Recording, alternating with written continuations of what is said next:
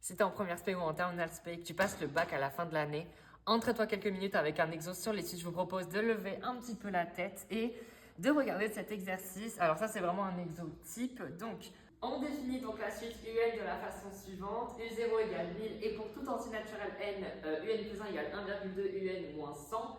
Et on définit de même la suite Vn égale UN moins 500 pour tout entier naturel n.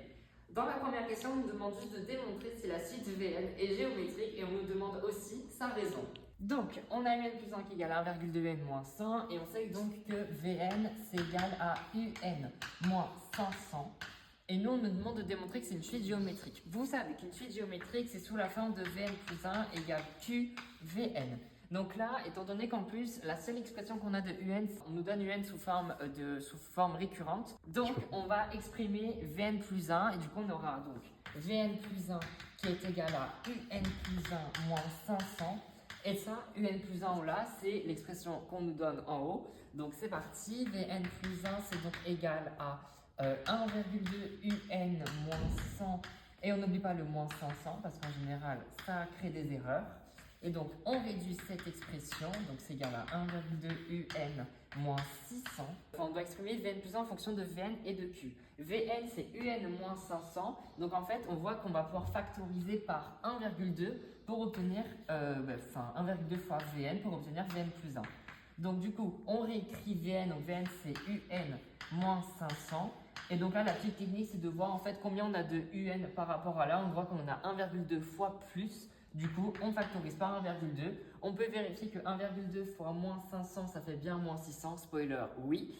Donc, au final, Vn plus 1, c'est égal à 1,2 Vn. Et donc là, ça y est, on a bien la forme qu'on cherchait. Donc là, on vient de démontrer que Vn est une suite géométrique. Donc Vn, c'est une suite géométrique de raison Q égale, et je vous rappelle, Q, c'est le nombre que nous avons ici, c'est-à-dire 1,2. On passe à la question 2. Dans la question 2, on nous demande d'exprimer Vn plus Un en fonction de n.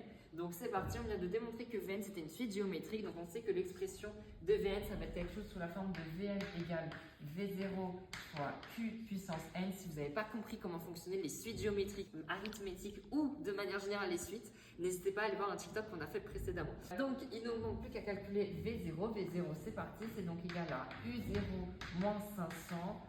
C'est donc égal à 1000 moins 500.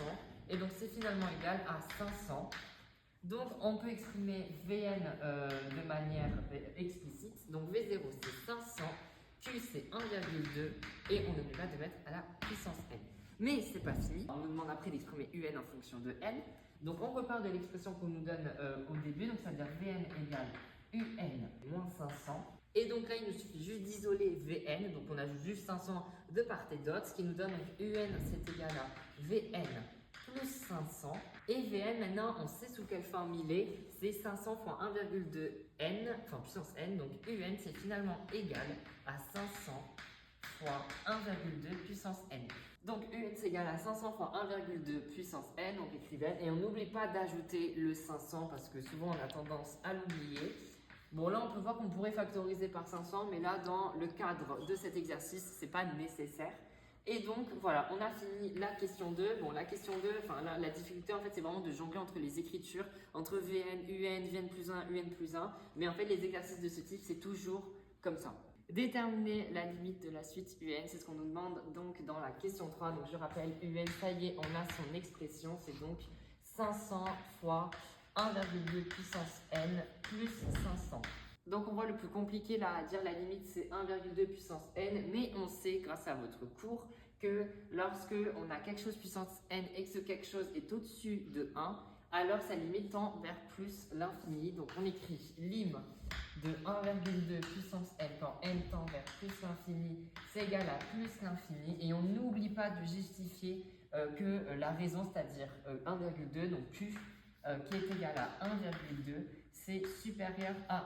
C'est très important ça de le dire. Donc par contre, si on multiplie par 500, ça tend encore vers plus l'infini, c'est normal. On sait que L fois plus infini pour infini, ça fait donc plus ou moins l'infini selon le signe. Là, c'est plus infini. Et enfin, par somme, pareil, ça change rien du tout. Donc, on peut conclure que lim de Un quand n tend vers plus l'infini, c'est égal à plus l'infini.